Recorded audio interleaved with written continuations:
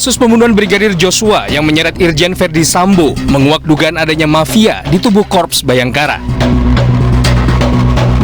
Buktinya sahih, 36 perwira tinggi hingga menengah polisi terseret dalam pusaran kasus akibat dugaan pelanggaran etik karena ikut merekayasa kasus yang melibatkan Verdi Sambo.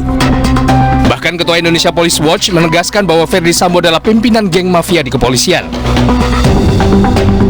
Pak Sambo, Pak FS, dan 31 orang yang diperiksa ini adalah geng, ya. Satu geng mafia yang bekerja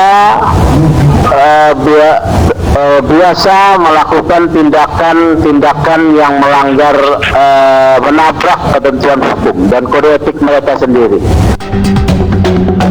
Diduga geng atau mafia di tubuh Korps Bayangkara yang dipimpin Irjen Verdi Sambo ini terdapat dalam wadah Satgasus yang juga dipimpin Verdi Sambo. Satgasus adalah satuan tugas non-struktural yang dibentuk untuk menangani kasus-kasus besar yang sensitif dan menjadi sorotan publik, termasuk kasus perjudian, ITE, narkotika, dan pencucian uang. Sadarkan potensi.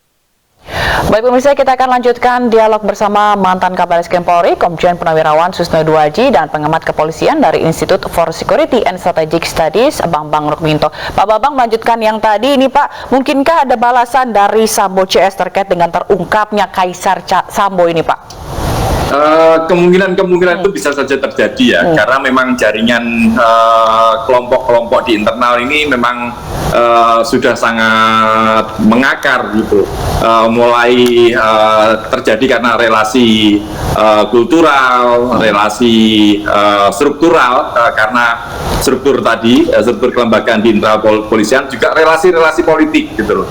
Mengapa ini memang harus dituntaskan, karena relasi-relasi seperti inilah yang mengganggu kinerja kepolisian gitu. Hanya saja yang perlu diwaspadai, ini jangan sampai juga kelompok ini dibersihkan, tapi akan muncul kelompok baru lagi yang nanti juga akan mengulang dengan tema serupa gitu loh. Karena tanpa ada pengawasan, tanpa ada membangun sistem yang lebih bagus, hal-hal ini akan terulang lagi.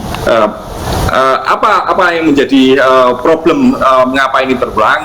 Selain pengawasan juga terkait dengan kebijakan dari Kapolri sendiri, seperti yang seringkali saya sampaikan terkait dengan peraturan Kapolri 7 2022 yang barusan Juni kemarin ditandatangani terkait dengan etik dan disiplin. Ini menjadi barier, tempat bersembunyi para pelanggar-pelanggar di internal. Dan siapa yang melakukan pengawasan dan siapa yang mengkontrol itu semua? Kalau tidak ada lembaga pengawas atau yang sangat kuat menyerahkan ini semua di internal, faktanya yang terjadi seperti yang kita lihat ini. Makanya memang harus ada penguatan terkait peraturan, dan ini dibutuhkan political will dari pemerintah gitu. Tanpa ada political will dari pemerintah, saya rasa Kapolri tidak akan bisa berbuat apa-apa seperti itu. Ya, Pak Susno, beredar grafis Kaisar Sambo, kemudian IPW juga menyebut ada geng mafia di tubuh Polri. Perlukah hal ini segera untuk diselidiki lebih dalam, dan jika memang ada, apakah Anda yakin ini bisa benar-benar terbongkar begitu Pak Susno? Jadi terkait dengan yang beredar itu ya, geng mafia, geng Raja apa Sultan itu saya kira tugasnya internal untuk menyelidiki apa benar gitu yang beredar di media sosial dengan tuduhan bahwa geng Sambo adalah geng mafia dalam tubuh kepolisian. Ini kan karena dikaitkan dengan adanya Satgasus. Satgasus itu awalnya baik ya, mungkin untuk kejahatan-kejahatan yang disebutkan tadi, narkotik dan sebagainya, memberantas tujuannya. Tapi akhirnya mungkin disalahgunakan, yang memberantas kok menjadi melindungi. Ini yang bahaya. Mengapa begini? Nah, ini kita tanya mengapanya. Karena pengawasan itu tidak efektif. Mengapa pengawasan tidak efektif? Karena yang ngawasi dari dalam.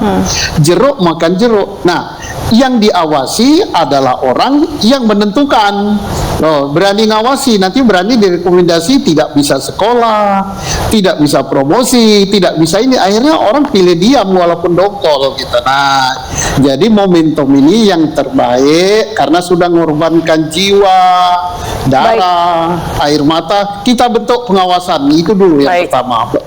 Baik, terima kasih Pak Susno Duaji dan Pak Bambang Rukminto telah bergabung bersama kami di iNews Sore. Kita ke informasi selanjutnya, pemirsa. Pemerintah melalui Bank Indonesia meluncurkan 7 pecahan uang kertas baru tahun emisi 2022. Uang kertas baru resmi berlaku bertepatan pada HUT ke-77 kemerdekaan RI. Dan komitmen untuk pulih lebih cepat dan bangkit. Uang rupiah tahun emisi 2022 terdiri atas pecahan uang kertas 100.000, 50.000, 20.000, 10.000, 5.000, 2.000, dan 1.000 rupiah.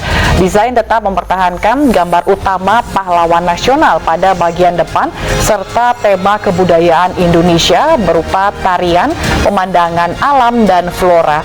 Terdapat 3 aspek inovasi penguatan uang tahun emisi 2022, yaitu desain warna yang lebih tajam, unsur pengaman dan ketahanan bahan uang yang lebih baik.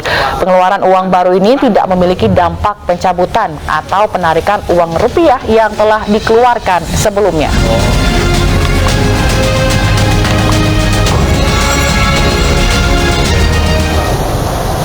Di tengah sorotan tentang kasus Sambo, Kapolri hadiri upacara Hari Kemerdekaan Republik Indonesia dan menikmati penampilan penyanyi cilik Farel Prayoga. Kami akan hadirkan informasinya usai jeda.